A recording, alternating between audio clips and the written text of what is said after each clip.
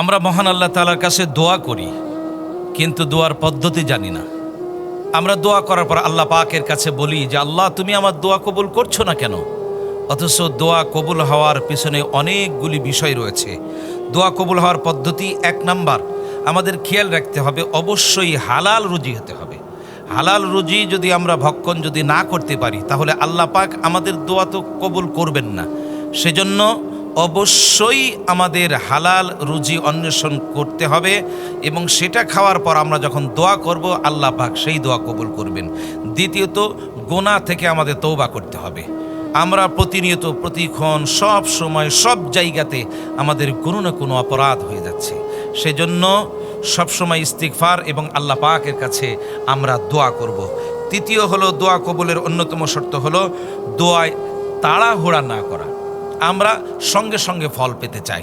আমরা চাই যে এখনই দোয়া করে আল্লাহ রাব্বুল আলামিন আজকে দিনের মধ্যেই আমাকে যেন ফল যেন দিয়ে দেন।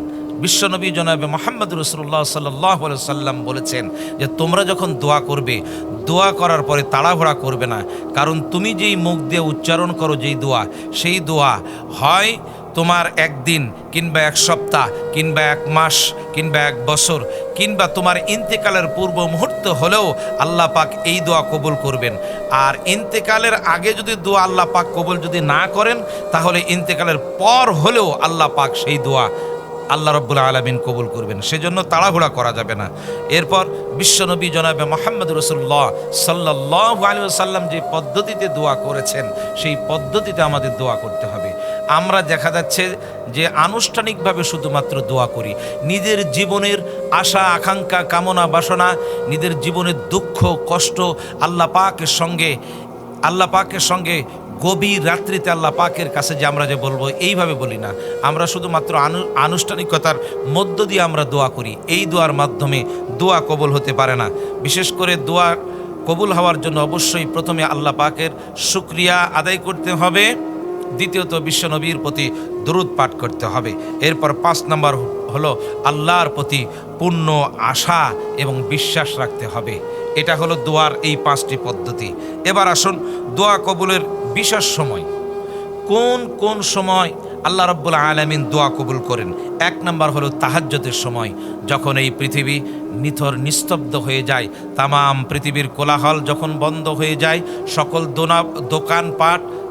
দোকানপাট অফিস আদালত যখন বন্ধ হয়ে যায়, ঠিক সেই সময় আল্লাহ রাব্বুল আলামিন প্রথম আসমানে এসে তার বান্দাদেরকে ডেকে ডেকে বলেন, তোমাদের কার রিজিক লাগবে, কার সম্মান লাগবে, কার সম্পদ লাগবে, কে অসুস্থতার হাত থেকে সুস্থতা কামনা করো, আমার কাছে চাও, আমি দেব।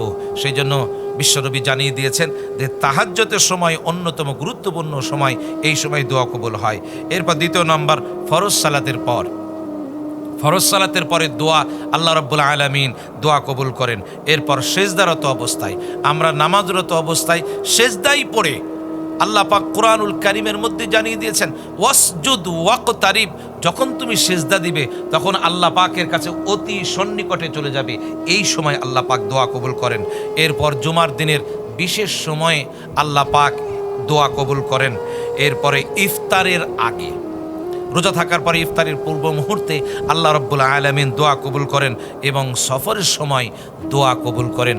দোয়া যে আল্লাহ রাব্বুল আলামিন কবুল করেন এর প্রমাণ আপনারা অসংখ্য দেখেছেন।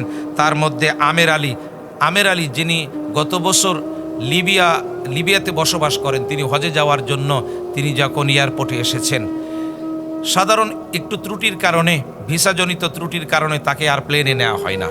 প্লেনটি আকাশে উড়ে যায়। তিনি আফসোস করে আল্লাহ পাকের কাছে দোয়া করেন, আল্লাহ আমি কি তাহলে তোমার ঘরে কি যেতে পারবো না? আমার সারা জিন্দেগির কামনা বাসনা আমি বাইতুল্লাহ শরীফ যাব, তাহলে কি আমি যেতে পারবো না? দেখা গেল কিছুক্ষণ পরে সেই যান্ত্রিক ত্রুটির কারণে বিমান আবার ফিরে আসলো। ফিরে আসার পর আবার ঠিকঠাক করে নিয়ে আবার যখন আসমানে যখন উড়াল যখন দিল, আবার দেখা গেল আবার যান্ত্রিক ত্রুটির কারণে আবার সেখানে চলে আসলো। এইভাবে করে 3য়বার তখন চিন্তা করলো, যিনি পাইলট ছিলেন তিনি বললেন যে এই আমের মাহদিকে আমরা নিয়ে তারপর যাব। তাকে যখন রওনা দেওয়া হলো, আল্লাহ রাব্বুল আলামিনের বিশেষ রহমতে ওই বিমানের আর কোনো সমস্যা হলো না, বিশেষ করে জেদ্দায় চলে গেল। এটা গোটা পৃথিবীর নেট দুনিয়ায় ভাইরাল হয়েছে, আল্লাহ রাব্বুল আলামিন তার দোয়া কিন্তু আল্লাহ পাক কবুল করেছেন। এছাড়া আরেকটি দৃষ্টান্ত আছে, ডাক্তার সাইদ, তিনি ক্যান্সার বিশেষজ্ঞ, যার বাড়ি হলো ওনার বাড়ি হলো পাকিস্তানে। তিনি অনেক বড় একজন নতুন ক্যান্সার বিশেষজ্ঞ। তিনি পাকিস্তান থেকে অন্য একটি দেশে যেতে লাগছেন। যেতে গিয়ে হঠাৎ করে বিমান এই যান্ত্রিক ত্রুটির কারণে এক এলাকায় গিয়ে বিমান অবতরণ করলো। অবতরণ করার পরে সেখান থেকে তিনি তার যেখানে মিটিং ছিল সেই জায়গায় পৌঁছার জন্য তিনি হতভম্ব হয়ে গেলেন যে আমি কিভাবে যাব। তখন তিনি একটি ট্যাক্সি ভাড়া করে সেই জায়গায় বিমান থেকে নামার পরে সেখানে যাওয়ার জন্য কারণ সেই সময়ের মধ্যে পৌঁছাতে হবে, গুরুত্বপূর্ণ একটা মিটিং, তিনি ট্যাক্সি ভাড়া করে যখন যেতে লাগলেন, মাঝপথে যাওয়ার পথে প্রচণ্ড ঝড় আসলো।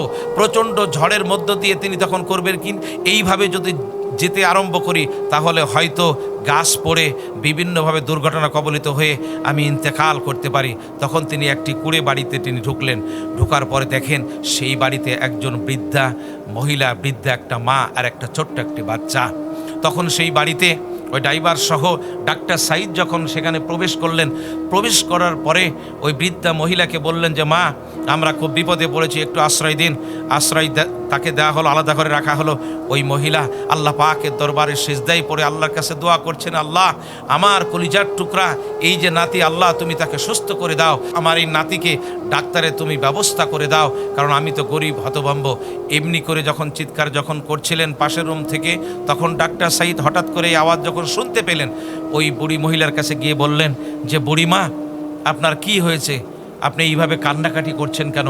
তখন তিনি বললেন যে বাবা, কি বলবো দুঃখের কথা, কি বলবো কষ্টের কথা, যে আমার ছেলে ছিল এবং তার স্ত্রী ছিল, বৌমা ছিল, অ্যাক্সিডেন্ট করে মারা যায়। এই যে আমারই নাতিটা আছে ক্যান্সারে আক্রান্ত, আমি আল্লাহ পাকের কাছে দোয়া করছি, আমি কিভাবে আমার এই নাতিটাকে, আমার এই বংশের প্রদীপকে আমি কিভাবে জ্বালিয়ে রাখবো। আমি চিকিৎসার জন্য অনেক জায়গায় ঘোরাঘুরি করেছি, কিন্তু বলা হয়েছে পাকিস্তানের নাকি একজন ডাক্তার আছে, তিনি ক্যান্সার বিশেষজ্ঞ, তিনিই কেবল এর ট্রিটমেন্ট করতে পারেন। বাংলাদেশ গোটা পৃথিবীতে, বাংলাদেশ নয় গোটা পৃথিবীর মধ্যে অন্যতম তিনি এই বিষয়ের উপর এক্সপার্ট, তিনি ছাড়া আর কেউ এই চিকিৎসার আর কেউ করতে পারেন না। কিন্তু আমি তো এই জায়গা থেকে কিভাবে আমি পাকিস্তান যাব, কিভাবে আমি ট্রিটমেন্ট করব, আমি কিছু বুঝতে পারি না। কিন্তু আমি প্রতিনিয়ত আল্লাহ পাকের কাছে দোয়া করি, আল্লাহ আমার এই বংশের প্রদীপ নাতিকে, তুমি আমার সন্তানকে নিয়েছ, তুমি আমার বৌমাকে নিয়েছ, আমার সন্তানকে আল্লাহ, আমার সন্তানের ঔরজাত, আমার নাতিকে আল্লাহ তুমি বাঁচিয়ে রাখো, আমি সব সময় দোয়া করি। এই কথা শোনার পরে ডাক্তার সাইদ তখন তিনি জিজ্ঞাসা করলেন, মা ওই ডাক্তারের নাম কি আপনি কি জানেন? বৃদ্ধা মহিলা মা তখন তিনি বললেন যে হ্যাঁ, সেই ডাক্তারের নাম হলো সাইদ, তার বাড়ি হলো পাকিস্তান।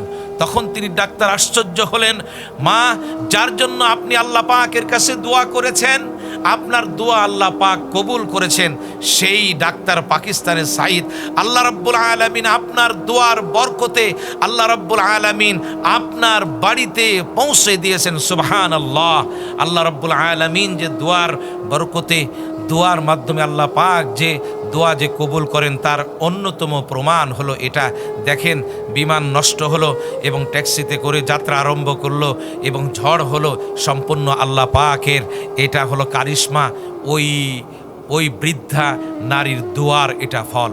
তাই আসুন, আমাদের দোয়া কবুল হওয়ার জন্য যেগুলি শর্ত, যেগুলির সময় দেওয়া হলো, আল্লাহ রাব্বুল আলামিন আমাদের দোয়া যেন, আমাদের নেক দোয়া যেন আল্লাহ পাক যেন আমাদের কবুল আর মঞ্জুর করেন। আমিন।